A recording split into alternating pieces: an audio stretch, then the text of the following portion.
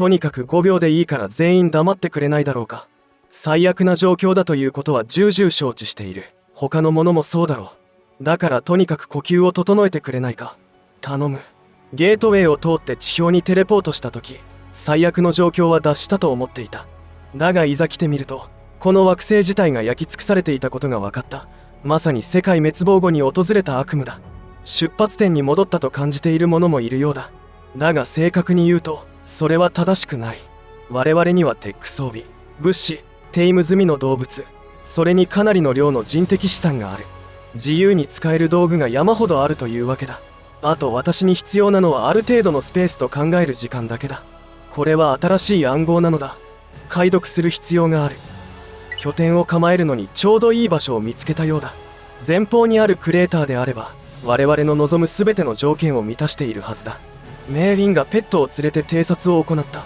つまり少なくともパニックになっていない人間が私以外にもいたということだ。とはいえステーションの自爆ミッションで自爆を買って出た彼女ならあり得る話だ。 D には人を見る目があったということだ。移動中にいくつか道具を組み立てた。そこまで複雑なものではない。基本的な装備品で、これがあれば新たな環境の調査をしやすくなる。重力、土壌、合成物、大気などだ。どんな結果が出るかは予想がついているが、確認は必要だ。私の予想を超えるような数値も出たが、ここは間違いなく地球だ。いつもの自己完結的な土くれだ。思っていた通りだ。あのヘレナとかいう生物学者によると、私と同時代から来た人々はあのステーションでは最も進化した人類のようだ。つまり彼らがそれほど遠くない未来に生まれる可能性がある。それに私の最後の記憶では連邦と URE はまだ地球に存在していた。別に技術が足りなかったわけではない。原因は例の悪人ども、つまり政治家たちのせいだ。彼らは一つの惑星を共有することすらできなかった。ましてや宇宙を共有することなどもってのほかだ。人類は悪夢のシナリオとして AI の神々を登場させるのが好きなようだが、機械に支配されるのであれば私はこの荒廃した地球の大地ではなく豊かな火星の景色を見てみたい。そう考えるとそこまで悪くない気もする。つまり人間が支配して何が起こったかを見ればわかる。キャンプオメガの建設は順調に進んでいる。力を注ぎたいプロジェクトがあってもそれだけをやってるわけにはいかない。できることなら居住区や馬屋や基本的な防衛システムよりもっと困難なことに挑戦したいが、今はこれで手一杯だ。最近この組織はほとんど私が仕切ってるような状況だ。私以外に適任者がいないから仕方がない。私は自分の仕事をこなす。ただくだらない喧嘩やノイローゼに毎回邪魔されるのだけは我慢ならない。私には問題を解決するという重要な仕事があるのだ。だから私は連邦を説得して契約の一部としてあの山荘を与えてもらったのだ。私の小さな隠れ家。そこに存在するのは彼らが解読を必要とするパズルと私だけだ。まさに完璧だった。サウンドシステムも素晴らしかった。私の記憶が間違っていなければだが、今の地球の状況についてヘレナと話し合ってみた。賢い女性だ。ここで会った誰よりも賢いかもしれない。だが私が彼女を存在に扱ったり不愉快な態度をとったりしても彼女はそのことに気づかないようだ。彼女のせいではない。連邦の職員たちが必要な時にしか私を訪れなかったのはそれなりの理由があるのだ。彼らの地位がどれだけ高かろうが私は臆することなく自分の意思を伝えた。彼らが私の意見を無視できないと知っていたからだ。彼らには私が必要だったのだ。つまり私と関わると面倒なことになる可能性があるということだ。ただし D のような人間は例外だ。彼女は確かに技術者や科学者ではなかった。だがくだらない話に関しては右に出る者はいなかった。あの赤毛の変わり者が懐かしい。キャンプオメガは今のところ順調に稼働している。インフラ機能も完備している。十分な燃料も確保できた。それもかなりの量だ。この惑星の地表はエレメントに溢れている。荒廃地の端まで何度か行っただけで貯蔵庫がほぼ満杯になった。これだけの量を使って何をするつもりなのだろうか。これほど多くのエレメントが存在している理由はわからない。我々の時代ではここまで簡単に手に入るものではなかった。もちろんステーションを構成するエレメントは全て他の場所から持ってきたものだ。理論上はこの都市が未発見の鉱脈の真上に建てられた可能性もある。これだけの量があればどんなに小さな村でも一夜のうちに大都市に成長するだろう。もしそれが事実だとしたらその行動はどこにある。もう少し調査が必要かもしれない。試算を行ってみた。我々は今科学の常識を超越する世界に住んでいる。自然界に存在するエレメントの膨張速度ではこれほどの密度レベルにはならない。数千年間その成長を邪魔されなかったとしてもだ。つまり何かが異常な速度まで成長を加速させたということだ。この地域のデータが異常値であったとしても、私は何かと言っているが、ここに明確な答えがある。その答えは人間だ。エレメントを燃料とする機器からは微粒子が放出され、それが大気へと戻り、やがて土に定着する。言ってみれば受粉のようなものだ。だがスケールははるかに小さく、我々はそれを無視できるぐらいの速度でエレメントを消費している。微粒子を大量にまき散らすには、エレメントを急激な速度で消費する必要がある。エレメントを急激に消費するには、エレメントを用いた兵器で1世紀の間戦い続ければいい。ではその中で最も強力なのは、それはおそらく私の武器だろう。もちろんそれが武器でなかった可能性もある。どのみちエレメントは日を追うごとに一般家庭の間にも広まっていた。確かに私は密かにスパイとして企業に潜り込んだことが何度かある。可能かどうか試してみたかったんだ。奴らが侵入に無警戒になり始めたら、いや私は今ここにある事実と向き合う必要がある。別に私が規範的な人物だからというわけではない。私は自分が死を届ける技術を開発していたことを知っている。だがここまでやる必要はなかった。とはいえ私がオリジナルのサンティアゴのクローンだとしても私に責任があるのか。私にと言い続けているが、彼の記憶を持っているのは私の責任ではない。それを受け入れたら私に何が残るだろうか。私は世界の終末の騎手かもしれないし、何者でもないかもしれない。この件は後で考えよう。やるべき仕事がある。また状況が変化した。あの洞窟の中で数体の巨大な怪物を見かけた。だが数時間前に出会った彼らは全員ドワーフだった。まだ先は長い。苦戦し続けている機械式ドローンの数も増えた。それに自分たちの戦力が急に頼りなく感じるようになってきた。あの巨大生物はエレメントがもたらした突然変異の賜物なのだろうか。見方によってはいろいろな面で面倒なことになりそうだ。まあそれならそれで構わない。彼らが障害になるならいつも通り解決方法を見つけるだけだ。だからといって自分のアイデンティティを捨てるつもりはない。そうなれば受け入れるだけだ。いいぞ、良い案が浮かんだ。なぜだかわからないが、最悪の状況になるといつも素晴らしいアイデアが思いつく。巨大な二足歩行の戦闘兵器、それこそが私の最終目標だと話すと、別に何かを期待していたわけではないが、誰もがポカンとするか心配そうな顔で笑い出した。笑った奴らは私の協力を期待していたのかもしれない。だがそうはならなかった。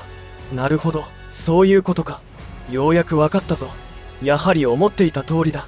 自分のことをサンティアゴだと認めるなら、私はそれを受け入れるということだ。もし私のオリジナルが最先端の武器を使って世界に終末をもたらしたのであれば、私はさらに進んだ武器を使ってそれを元に戻す。炎で炎と戦うようなものだというものもいるかもしれないが、私に言わせれば巨大な銃で小さな銃と戦うようなものだ。結局妙案が浮かんだ者は他にいなかった。すでに歯車は動き始めている。格納庫では複数のチームが作業に当たっており、彼らが資源を回収している間、私は詳細を詰めることにした。メックの作成は私の人生の中でも最も困難な仕事の一つになりそうだ。むしろこれが一番かもしれない。ゲートウェイプロジェクトのおかげで最初からオベリスクを使用できる。だがこれも全部自分のおかげだ。幸運なことに私は記憶を映像として残すことができるため、ロボット工学に関してこれまでに学んできたことを全て思い出すことができる。つまりゼロから始めなくてもいいということだ。しかもこれは私が一番好きな分野だ。大きなプロジェクトに関わっているといずれ燃え尽きてしまうと考える者もいるが、私にしてみればラザロのぬるま湯に浸かっているようなものだ。そのために人生を捧げられる。メックのデザインがようやく仕上がった。有能なパイロットたちの能力と経験をベースにしてエネルギーソードを主要武器として強化し、高精度テックキャノンに回していたパワーを少し減らした。ただしこれは基本モデルだ。どのメックにも拡張スロットがあり、パイロットの特性やミッションの種類に応じて部品を変更することができる。リアクティブシールドドームを使えばチームを守りつつ、強制的に近接戦闘に持ち込むことができる。ミサイルキャノンは後方支援武器として使用できる。肩に装備するミサイルランチャーは今すぐ地獄に送ってやると言いたくなった時にぴったりだ。これだけでも頑張った甲斐があったというものだ。だが一番重要なのはここではない。私は資源を最大限に活用できるようにこのメックをデザインした。一つだけでも圧倒的な威力を誇る戦闘兵器だが、組み合わせることで足し算以上の能力を発揮するようになる。つまり我々には4つの武器を活かせるだけの資源がある。だがこの4つを接近させて結合させることでより強力なメックにすることができるということだ。その名もメガメックだ。都市を徘徊していたハンターキラーロボットが持っていたテレポート機器をいじくっていた時にこのアイデアが浮かんだ。パズルのように物理的にメックをリンクさせるのではなく、テレポートを経由して原子同士を組み合わせている。私の最高傑作であり究極の戦闘兵器だ。最高効率のエレメントリアクターと最強のエネルギーソードを完備している。どれだけ相手が大きくてもこの怪物には絶対に勝てない。これを扱うことのできるパイロットがいればだが、我々のこれまでの操縦経験はほぼゼロに等しい。だからできるだけ使いやすいコントロールを作ることを目標にした。私が出した結論は神経リンクとジャイロを組み合わせることだった。全身用のモーションセンサーで私はベータレベルパイロットと呼んでいる。基本的に一度リンクすればメックはそのパイロットの動きを模倣し、細かい点は自動システムが調整を行ってくれる。だがそれだけでは終わらなかった。アルファレベルパイロット用に強固で軽量な複数のコンソールを追加し、神経系により強固にリンクするようにしたのだ。これで各メックがより簡単にコントロールできるようになるはずだ。だがこれを扱うには D のようなイカれたパイロットが必要になるだろう。私でもその潜在能力を完全に活用できるような機械は作れない。ただここにその力を引き出せるようなものがいるとも思えない。メックパイロット評価候補者004メーリンリー。確かにパイロットの動きを模倣する簡略型コントロールを使うと決めた時、私はメーリンリーのことを想定していた。これは同情心や慣れ合いなどではない。客観的に見て近接戦闘では彼女が一番の実力者だ。それに面談した結果、戦闘経験が豊富な者は一人もいなかった。彼女は戦術的な問題にも道徳的ジレンマにも素早く明確に回答した。後者については若干恐ろしい部分もあるが、我々にはそういうパイロットが必要なのだ。皆に危険が迫っている時にためらうような人物は必要ない。問題は彼女の精神状態だ。彼女が今どれほどの苦しみを感じているのかは私にはわからない。だが戦いが始まれば一周してすぐに興奮状態に戻るかもしれない。少し熱すぎるところはあるが、それでも彼女が最有力候補であることは間違いない。メックパイロット評価候補者013ヘレナ・ウォーカー。この候補者には実に驚かされた。これまでの経験からヘレナが危険な状況でも冷静さを保ち、即興ですぐに行動できるということは分かっていたが、面談でも見事にそれを証明してみせた。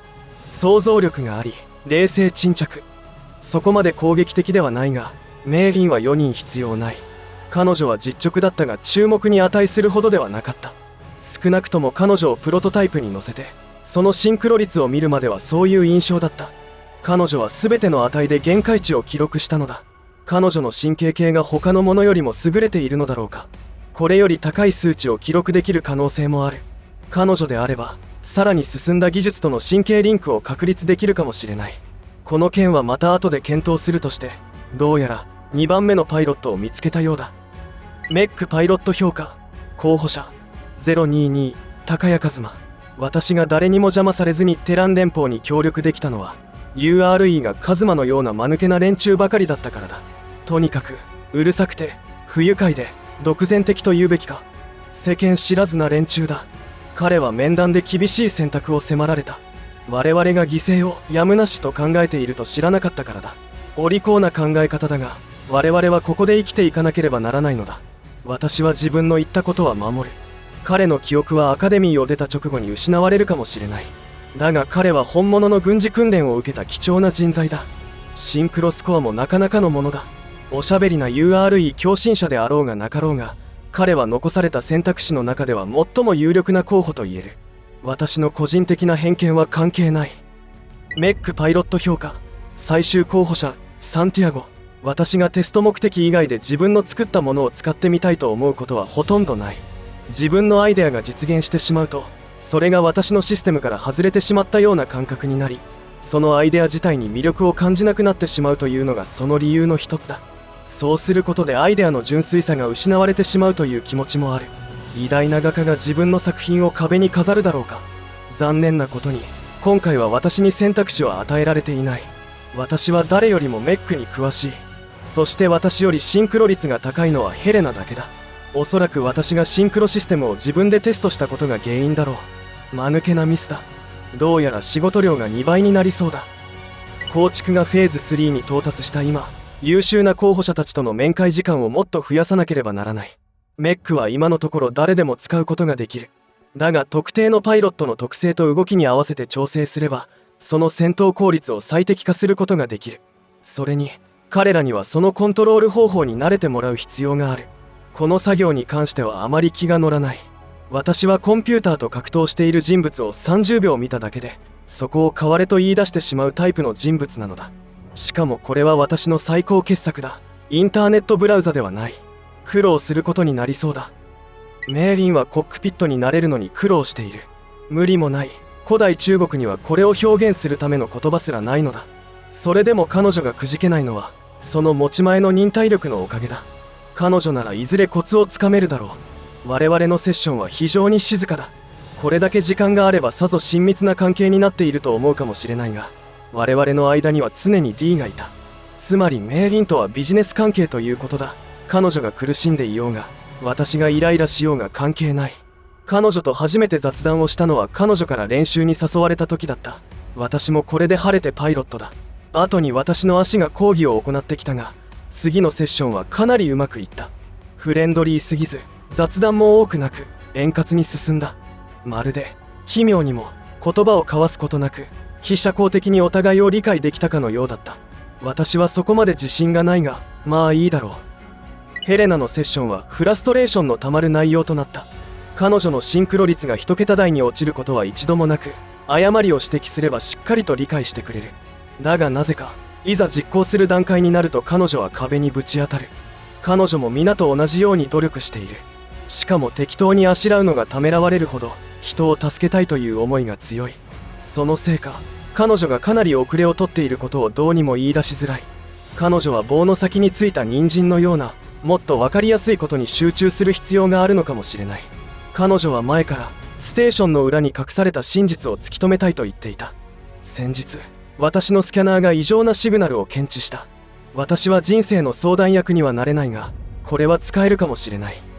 あの人参はかなり効果があった。荒れ地で受信したシグナルのことを話した途端、まるでヘレナの脳内にある第2のリアクターが起動したかのようだった。このシグナルが本物かどうかわからないし、答えが見つかる可能性も未知数だ。だが彼女はそれに飛びついた。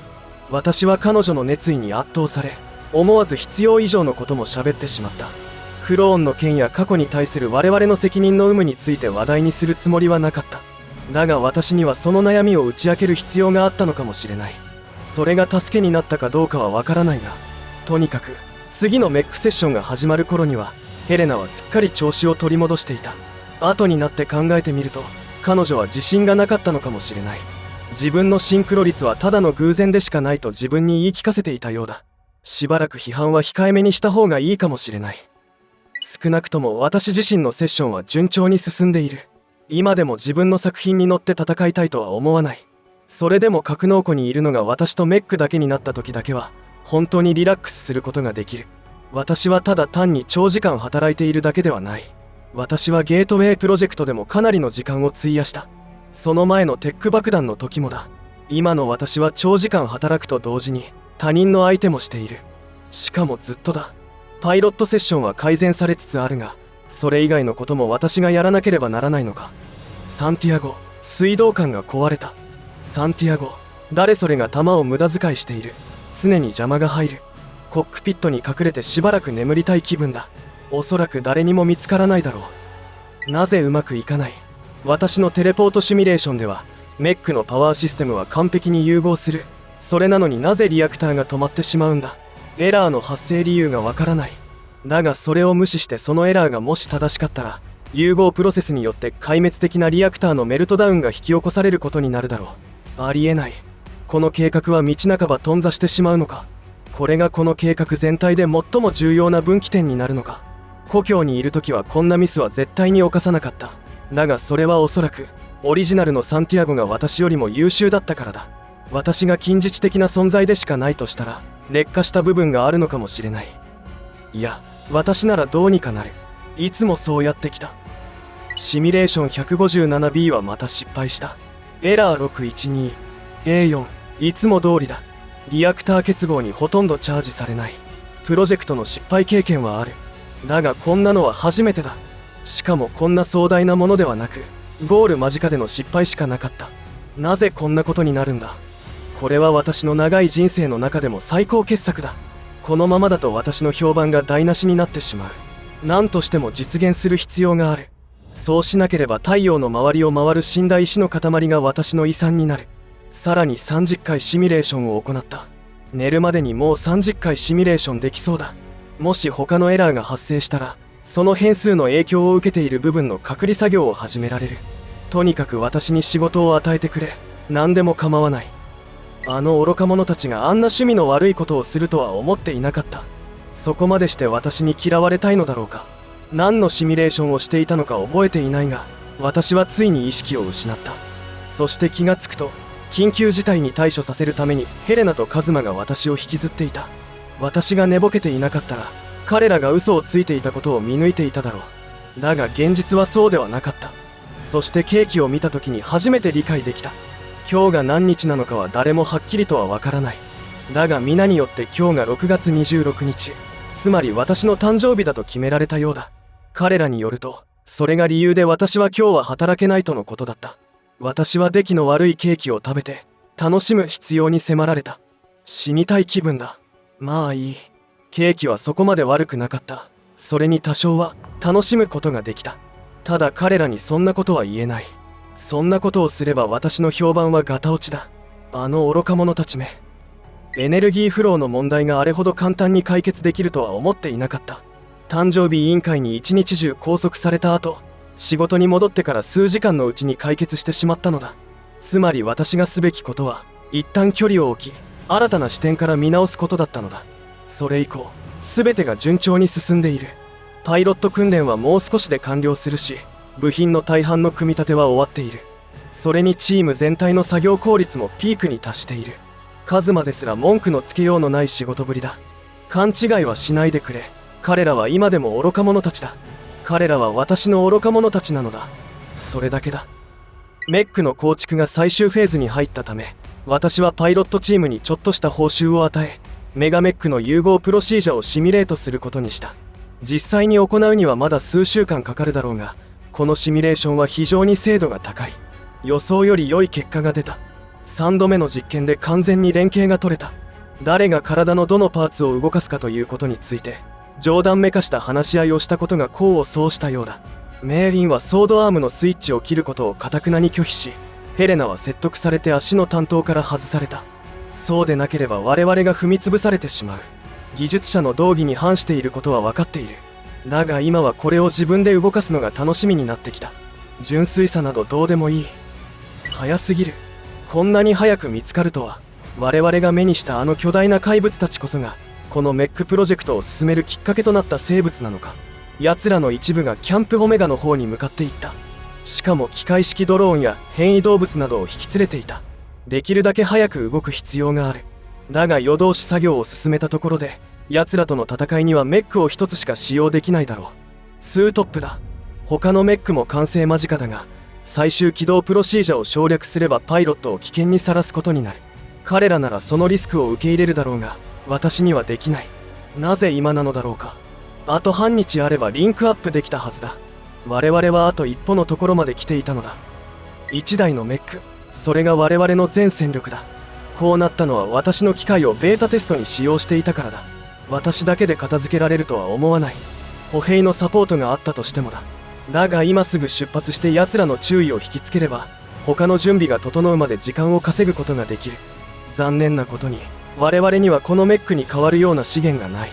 それにこれを使わなければ私の最後の作品を完成させることはできないだろう。できれば完成した姿を見てみたかった。だがそれ以上に、全てが融合した瞬間を見られないのが残念だ。その時にはこの一風変わった小部隊が史上最強のチームへと生まれ変わるだろう。とにかく、これであの愚か者たちの生き残れる可能性が少しでも高くなるのであれば、私はそれにかけてみようと思う。何と言われようと、彼らは私の愚か者たちなのだ。